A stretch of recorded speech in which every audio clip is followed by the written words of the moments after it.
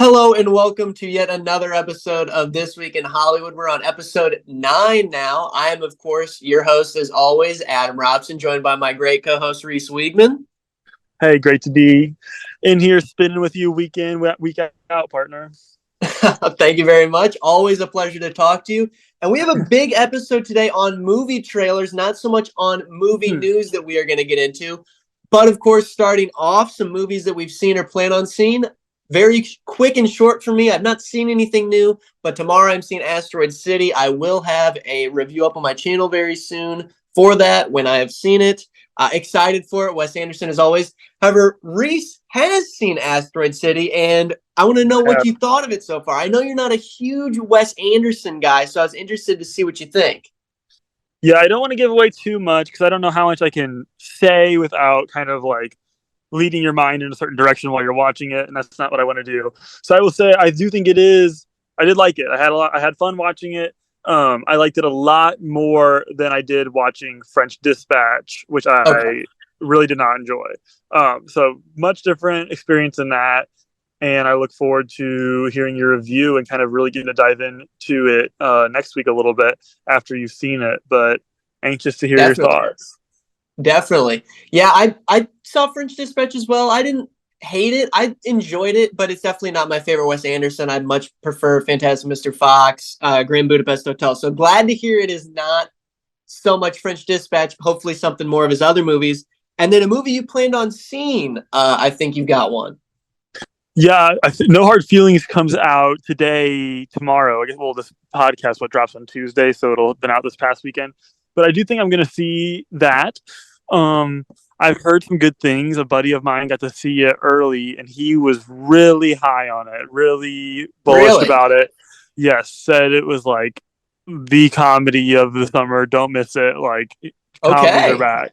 And so, I'm a little. I don't know if I'm that hyped up for it. I'm like, okay, I was intrigued before. Now I'll definitely see it. So I'm going to check that out this weekend, hopefully, and we can rap about that a little bit next week as well. Yeah, I'll definitely try and see this one. When you're done seeing it, hit me up. Let me know what you thought. If it gets a good review from you, I'll definitely be there for it.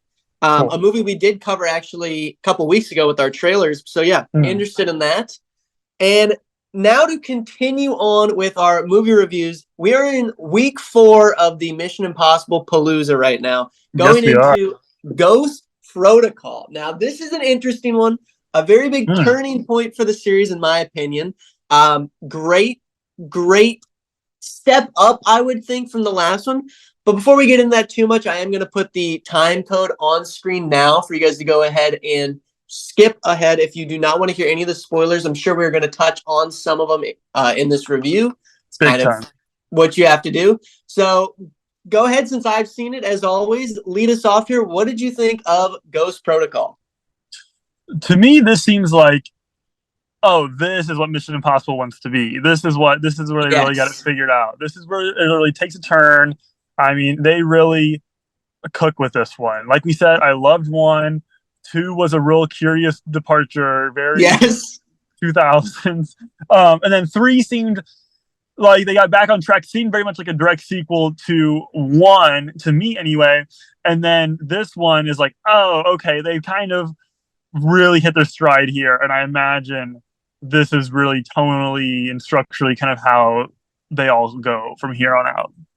Yeah, I would definitely agree. I think what you'll also notice as well is the feel of these movies really hits a difference here. In the first one, it's very much old movie, 1960s, looks like that. Then you get whatever 2 was, still, shot well, looks decent. 3 is really gritty and dark, and you can really feel the film grain in that. And then this, it's much more refined. I think this was clearly shot on digital, not on film. And 4, 5, and 6, 4 and 5 definitely looks very similar. 6 gets a little bit of a different look, but this is the new theme style for these next couple movies. Definitely think it'll be the same for the new one coming out. But I wanted to say, this is by far, especially watching them in order like this week after week, this is where the stunts come in. I mean, this is completely when they go crazy. We'll get to the crazy one in this, but I want to know if you really got a feeling of the physicality from Ethan in this one, especially in the beginning when he's breaking out of that prison. you really get a sense that he is like trained, he's athletic, he's ready to go. I completely agree. And I know one of my knocks on 2 was that it felt like a Bond movie, and that like Ethan like didn't just seem like an agent, and he seemed kind of like Yes. this almost like superhero character. And I was like, I found myself thinking that again in this one, but it wasn't bothering me at all. Like Ethan definitely is just like a freaking dog in this movie, but it Yeah. didn't bother me in the way where it just seemed like he was just above everything. And I don't know why. I guess because the stakes are still like really high for him, and you can really see that he's doing all this shit. But yeah, this dude's just a maniac in this movie. When he comes out, escaping from the prison, just fighting his way through prisoners like Yeah. they're nothing, cutting through them like butter, but still like taking a lot of heavy hits. And I think that's the thing. You see him really kind of get beat down as the movie goes on. Like he is pulling off some insane stunts. He's fighting, doing some incredible stuff, but he's still taking a beating as it goes. You see the wear on his body. Yes, definitely. I wanted to say, really, the story in this flows extremely well. Like it is almost seamless Yes. as you kind of go through this, which I had not noticed from the other ones. This one really steps it up. But yeah, the threat in this, that we pointed out in the last couple of movies is, I think you said it even on, I want to say like 2 or 3 on that review. Like there's never been a nuclear threat. This one we finally get that, and I think even though that's a very cliche of the spy drama, I think it works pretty well in this one, especially when you Works get to great. see that missile get launched and you Yes. actually like see it coming in. Some real tension there. But yeah, just kind of an evolution of this character. Again, we're back with the long hair. A little worrying from 2 with that long hair to see him come back to it, but I think it works well. He wears it well in this. But I was pointing out, especially when we talk about 3 and how, I wouldn't say like dark, but especially from Philip Seymour Hoffman, in that you really get an imposing villain. I think the villain in this is good, but I wrote down in my Yes. notes, this movie just wants to be fun. Like this is a fun movie to watch. Agreed. I was thinking about that too, and I like knew that you were going to ask me eventually what I was going to rate it out of 10. But I was like thinking, I'm like, this is just like a 5 buckets of popcorn out of 5 movie. Like I don't know if it's Yeah. like a 10 out of 10 like film, but like this is just like be like a perfect summer blockbuster. This thing moves like crazy. It moves like a freaking freight train. There's not an ounce of fat on it. You fly No. through this thing. It's cooking at every corner. When you talk about the villain, I do have a note about that. I All did right. think the villain in this was like very underwhelming, like pretty lame. I can Like the agree. threats were great. I was like, I just watched it last night. I couldn't remember what he looks like. And kind Yes. of, I think all the villains for the most part so far have been fairly underwhelming, except for Philip Seymour Hoffman, of course. And Yeah. even then, I think he just plays it great. Like there hasn't been anything that's like really stand out about any of the characters themselves. In terms of the villains, there's always like the threat at hand, right?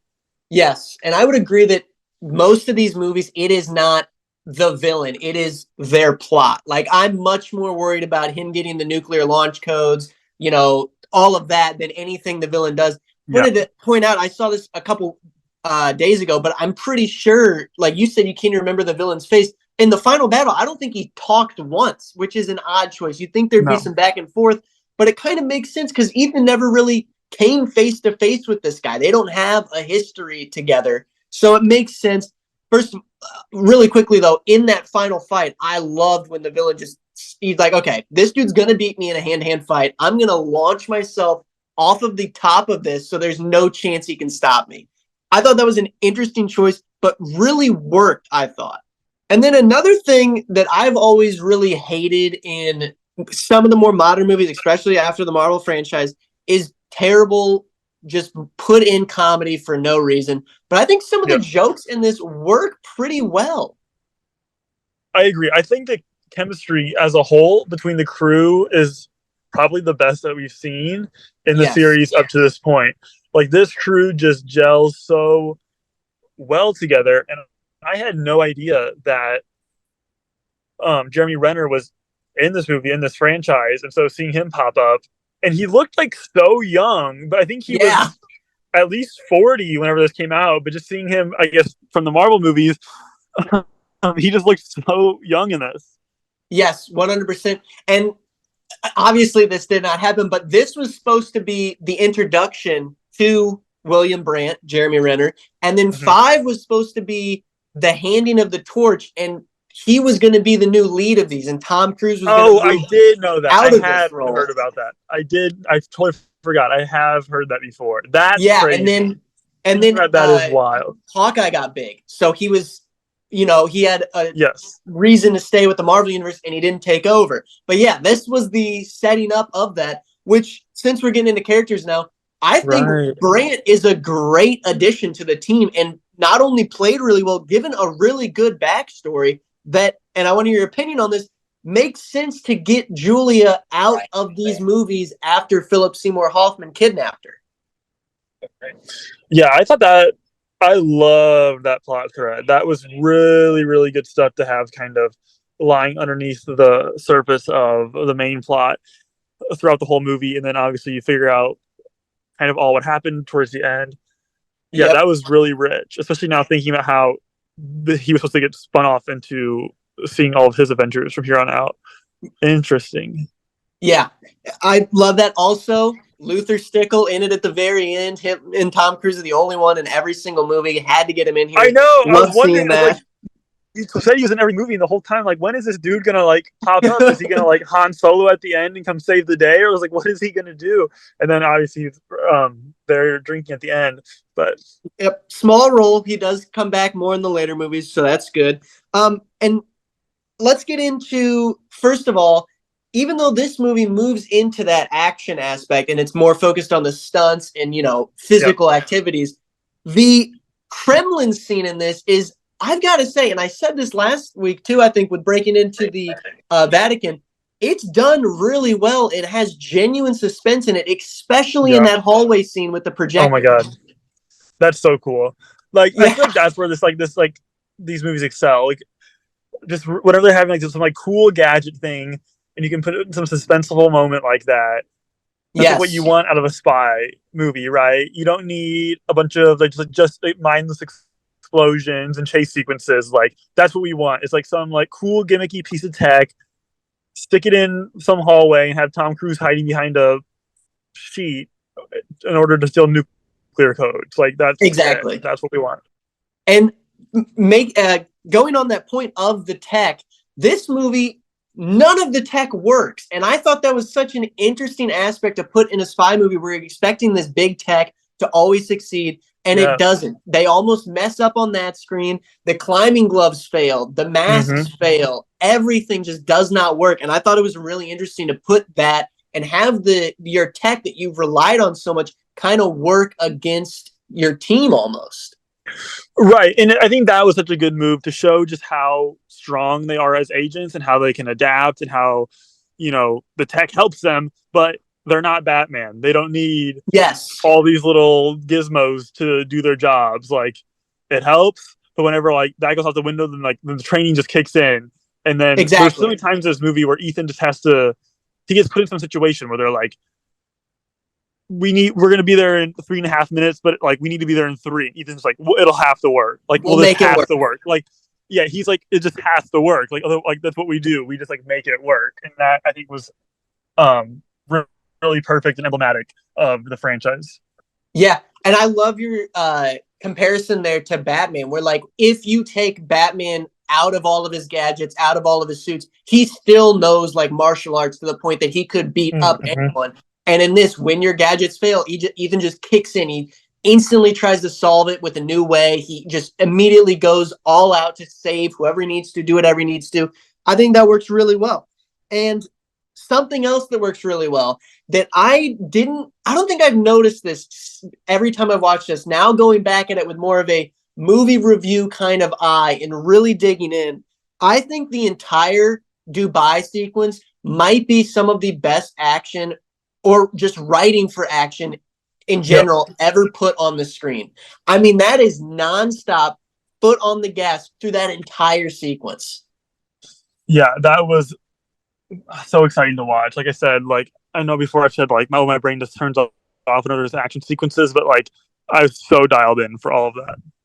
Yeah, and I wanted to know your thoughts on the the actual climbing of the outside of the tower, a real stunt he did, which is insane that they would let him do that. I think it was on this movie or the last one where they went to, I think it was one of the producers and said they wanted to do a stunt to that degree. And the guy said no. And that's what made Tom Cruise be like, okay, so I'm producing these now. That way he can do whatever he wants.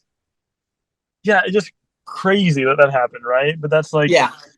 and it like, especially so because it's like everyone just knows that's Tom Cruise's thing now is that he does this all of his own stunts. So it feels like it almost kind of like weakens the impact of these things. You're like, oh yeah, that Tom Cruise does all of his own stuff, but it's like, no, that dude literally is just climbing the side of a building just for it to be in a movie. It's actually crazy, and you know it's crazy, but you have to even like take a step back to really appreciate how truly off the rails him doing that is. And the sequence is great, of course.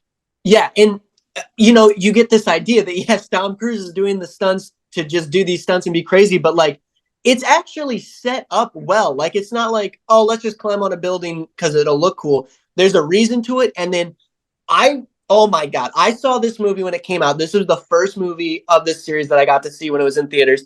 I'm pretty sure I saw it in IMAX. When he steps out of the window and you get that over the shoulder that shows the actual height of that building, oh, goosebumps. I'm not kidding when that happens.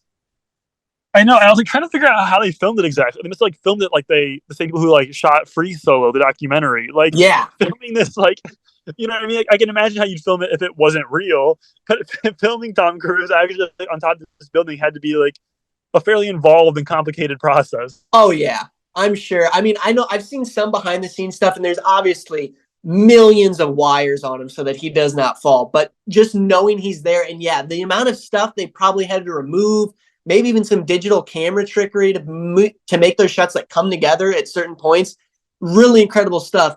And then after that giant spectacle, the sandstorm coming in is almost the perfect opposite to that high climbing, high adrenaline, and then just two dudes chasing each other, but putting an interesting spin on just a normal chase. Yeah, I like that a lot. And to back up a little bit, the other same sort of sequence, whenever Ethan is running out of the Kremlin and like basically like he's running away from all the explosions happening, but then he gets like hit by the explosion and goes to the hospital. That is like such a good moment not just seeing him just like barely make it out of there. Like you think it's going to happen. It's so good to show that he like, even though he like never does die or anything, obviously, just that he takes some damage, right? And then the same thing here, where he's just like willing to put it all on the line for the mission and whatever he has to do, driving blind in a sandstorm, and then purposely making a head-on collision, which he ends up doing again later on. And then I wanted to know when they're in Dubai and Ethan goes to meet the arms dealer. Did you notice that the man that he meets, the tall guy with the white hair to put the mask on, is the bodyguard of Max from the first movie with the exact same mask again? No, totally missed that. That's crazy. It's one of the few callbacks they do. Also in there, though, I really enjoyed actually that arms dealer. I would love to see him come back. Very short in this, but you know, he plays a good role. I think he could definitely fit in somewhere in the story. And then lastly, as we're kind of wrapping up here, since we didn't do it at the beginning, director. These have all been different directors. Here we have Brad Bird in one of the, I think, 2 movies he's directed that isn't animated. He obviously did both Incredibles, Ratatouille, and then he does this. It's incredibly shocking. I was thinking the exact same thing, and I like, real good podcasting here. I was like, I was planning on looking up and trying to figure out how this story exactly happened to where Brad Bird ends up in this role, because he does Ratatouille and The Incredibles and The Iron Giant before this, right? Those are his only 3 credits, I think. And then he does this. He directs Incredibles 2 next? No, he does Tomorrowland. Tomorrowland Absence, then does Incredibles 2. So this is his first live action film that he's ever directed. And watching a few times, I can't remember a specific example now, but there's a few times where I was like, oh, this is shot really interestingly, like almost like how you would direct animation, with the way cameras are like, it seems like they were spinning around people a lot more. Like you can just tell from working in an animation background, the way Brad Bird would see cinema is differently than someone who's only ever directed live action before, where they're worried about turning the camera around and seeing the crew behind them, breaking the 180 rule. Like he's doing everything so soundly still, but there's just these little flares in there that I think you get from having someone who's directed animation beforehand. Yeah, definitely interesting to see someone who mainly does animation take on a movie like this, and in my opinion, completely succeed. Yes. The only thing I noticed that I wondered maybe have been a throwback for him was some of the punching sounds sounded really like comic, like coming from a comic book, kind of old. And I wonder if that was a throwback to since he did Incredibles, and that's like a superhero movie, kind of going off that. But I didn't think it detracted from the movie at all. I noticed it, and then I'm like, okay, let's get into the story here, keep it moving. And as we end the discussion, as always, out of 10, what are you giving this one? Like I said earlier, it's like out of popcorn buckets, it's a 5 out of 5. Like out of 10, just like amongst movies, Yeah, it's like an easy. I think it's an easy 8. Yeah, I was going 100% with an 8 there. Incredible. I love this one. Definitely one of my favorites. I'm excited to see where it ranks on our list at the end. Yes. But with that being said, let's move on to our movie trailers. We got 6 this week. A lot of stuff coming out. A lot of stuff I've been pretty interested in. And honestly, I'm not ashamed to say that Cobweb, our first movie, which is a horror movie, I'm actually kind of interested in this one. The trailer did a lot for me that I didn't think I would get from modern horror movies. Yeah, I thought this was really interesting because watching it, I'm like, everything they're doing here is like, it almost seems like kind of a greatest hits of horror stuff that's worked. You've got like this kid drawing the creepy pictures and being like, I hear stuff in the night, and mom being, no, it's just the creaks in the house, and the house kind of looks like the Myers house from Halloween. But it all was working for me. I didn't see anything that I hadn't seen before, but it just seems like there's something here that this is going to be good. Like it's all done with intention. It's using things that have been done before, but it just feels like it's got it going on a little bit. So I don't know. I'm very intrigued. I would say, and it almost like the trailer's so weird because the first half does start out like you're talking about that greatest hits. He hears something in the wall, draws a bad picture at school because he's like, oh, help me, I'm scared. Parents ignoring him. And then it almost seems like the parents are involved in this mystery. You get a lot of weirder shots, some weird silhouette shots of the parents later. They start acting different. There's a bizarre scene with like 4 people in animal masks. And like you said, I'm excited to see where it goes. And this is definitely a horror movie that I'm putting on my excited to see list, my watch list. I want to see this one. Decent cast as well. Mainly the 2 parents with Lizzie Kaplan and Anthony Starr. Love him from The Boys. Don't know if he's really done. Oh, he did. He was in The Covenant not too long ago. But yeah, nothing I've seen from this director, though. Nothing from this writer. It's interesting. I'm excited for it. Yeah, I'm in on it. And going into our next one, I don't know why, but I think Sony needs to stop trying to make movies because Craven the Hunter's trailer came out. First of all, correct me if I'm wrong. They put the whole movie in the trailer. They put the whole movie in the trailer, and it really feels like a really well done, like SNL parody trailer of what superhero movies are today. I'm just like, this is remarkable that this is real. Like, it's just like, I don't get it, man. It's like, how do you watch these things? And I try to like be halfway fair, but it's crazy to be able to watch a trailer for a movie with this budget and being like, well, that is going to be bad and that is going to flop. Like, it's just like, how are you so hard? Yeah, and I mean, I don't know if it's going to flop just because name alone. Like, I know people want to see a Craven the Hunter movie forever. There's some big names attached to this. Aaron Taylor Johnson, loved him in Bullet Train. Think he's a great actor. Russell Crowe as well is going to bring some people in. But yeah, I mean, you can just tell by looking at that this is not going to be good. It didn't give me exactly Morbius vibes, but it's up there. And I don't know if you looked at any of the comments of this, but they are ripping into this movie. It's hilarious. It's just baffling that Sony succeeds in like their video game market with the PlayStation, a lot of their phone, their appliance, all that. And then it's their movies that just can't figure it out. No, can't figure it out. And that freaking lion, man, that lion looks so bad. That's the one thing that needs to look cool in this trailer, and it looks so bad. It looks so fake. And again, it's just baffling that your first trailer, which is supposed to be a teaser, is Mhm. 3 minutes long and literally is what I can only assume the whole movie. You get the Shows the whole movie, and like I yeah, don't want to see another. I'm like so out on origin stories, as I think everybody yes, is, and it's like, man, like I don't know. It just feels like Craven the Hunter, like with these kind of like secondary characters, do something cool, do something different, make this like a gritty movie like Logan almost. You know what I mean? Like go yeah, in a little bit of a different direction. You don't. It's not Captain America or somebody where it's this hugely well-respected character where you have to play it safe, really to appeal to wide audiences. Get weird with it, but just all this sameness is just like I don't understand. yeah. It's so weird. It's in a direct contrast, obviously, to Marvel because these are superhero movies. They're even Marvel superhero movies because Sony, Right. above nothing else, you can't deny that Sony is gripping onto those rights to Spider-Man as hard as they can and every character with them. All the movies do not do well. Say what you want about the first Venom. The second one was dreadfully bad. Yes. Morbius is a laughing stock of the cinema world, and I would like this one to be good, but I just Of don't think course. it's going to be. No. Agreed. I'm out on it. Going on to the next movie, though, that I don't know if I'm in or out on is going to be Challengers. So this trailer just dropped, and it made a Mm-hmm. lot of noise starring Zendaya in this tennis movie, and I really don't know what to take from this. Yeah, I think I'm all the way in on it. It just seems weird as shit. Seems like Yeah. kind of horny and just Yes, crazy. I'm all extremely. in on it. I'm like, this is wild. This is sign me up. This will be like I will be there Thursday night before for this. Yeah, I saw this came out. I was looking to what to put in the podcast this week. I saw this came out and I was like, oh, this could be cool. I'm gonna watch this trailer.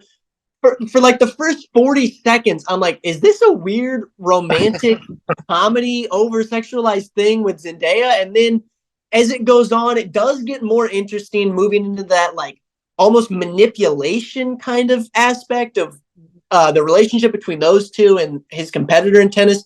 No, I could be into this. I loved Borg v. McEnroe. So a tennis movie is not something that's going to turn me away. King Richard as well.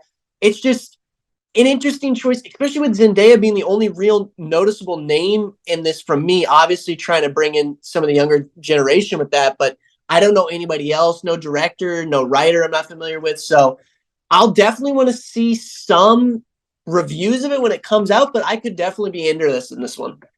Yeah, I'm so in on it. It just is going to be whack one way or the other. Whether it like burns or does, I don't know. I'm all in on it. It seems crazy. Yeah, and watching this trailer play right now in the background, some of the shots that when they're playing tennis are actually kind of interesting, visually Yeah. interesting. So that might be something, if nothing else in the movie, at least there's that. So I'll be excited. Probably will check this one out when we get to it. Movie I don't think I'm checking out though is going to be Heart of Stone, the new Gal Gadot Netflix movie coming out. Yes. And especially now watching the Mission Impossible movies and just seeing these new breed of action movies that are just all CGI and so bland. I mean, it can't turn you off of a movie faster, I think.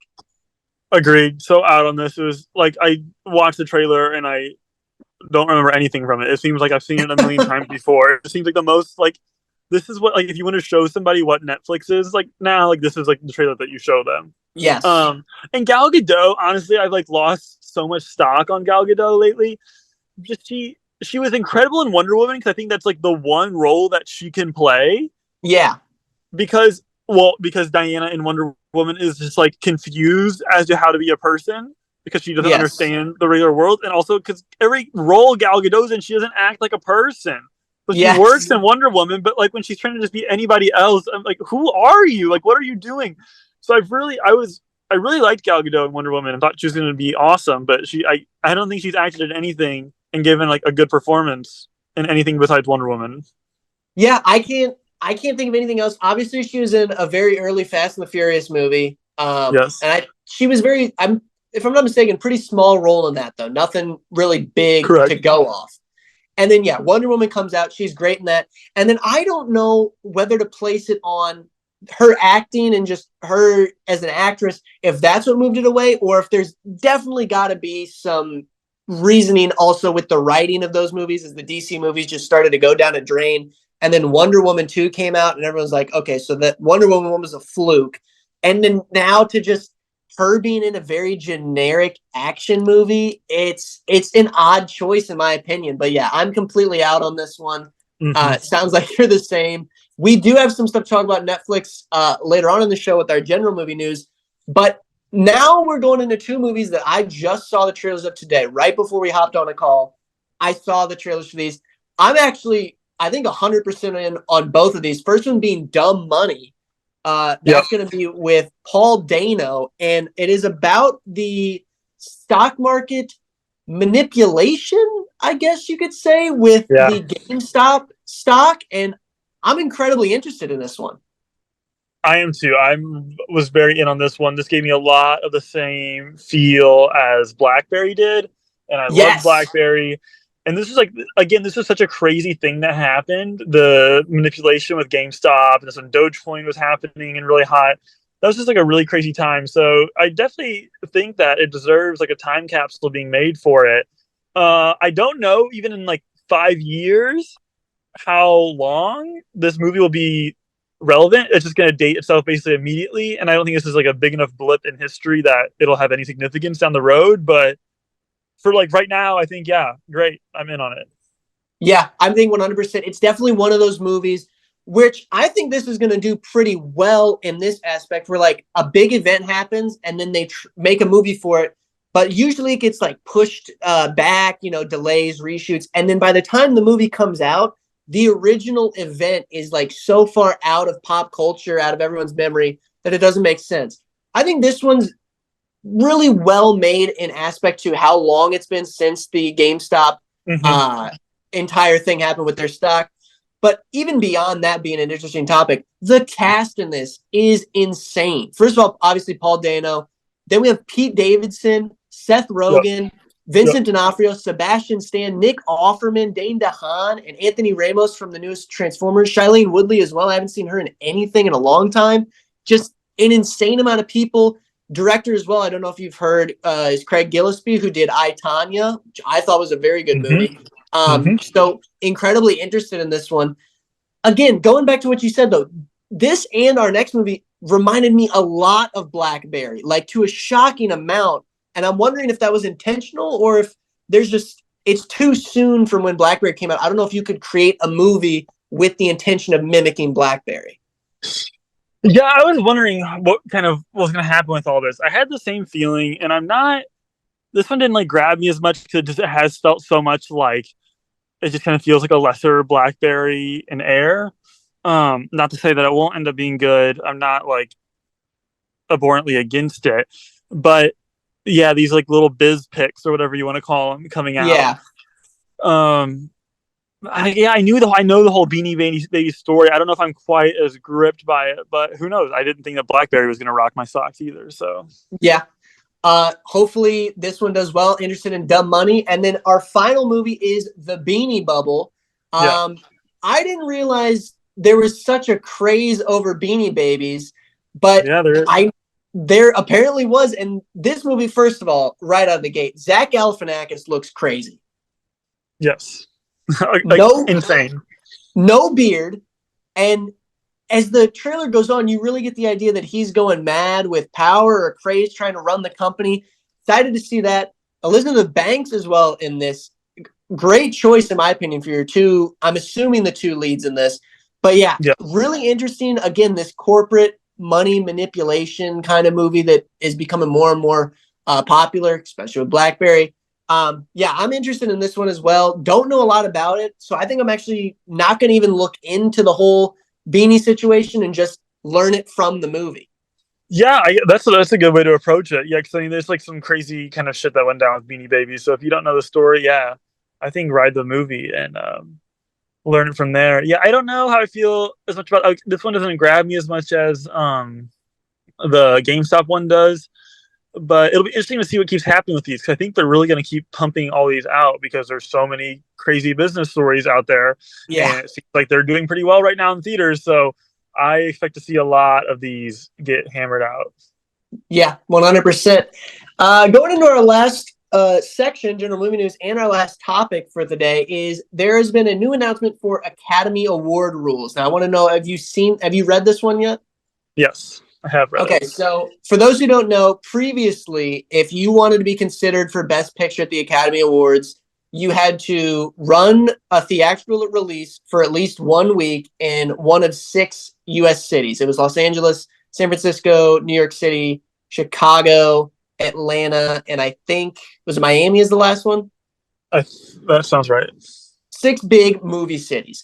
Well, now they have changed it, and it almost seems like it is directly trying to move the indie and streaming movies out of the area to be allowed to be in the Best Picture nomination, Yep. because now it's an expanded theatrical run of 7 days in a row. You have to do it in 10 cities at the same time now. You can't just choose one. And this release has to start within 45 days of an initial release of your film. And then obviously there's some more stipulations if you are releasing later in the year to try and get in on the previous year. But what is your take on this? I see this really as just a direct run to try and get the Apple TV, the Netflix movies, get them out of even having a chance at Best Picture.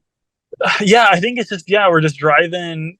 It's great to see the Academy value the theatrical experience, and Yes. making a rule like this will only help that, because all these movies, like you mentioned, that are Netflix exclusives, they're like Knives Out last year was in Landing at hotel. Miranda landing at hotel. Like Knives Out last year when it came out, it was in theaters for a week, I believe.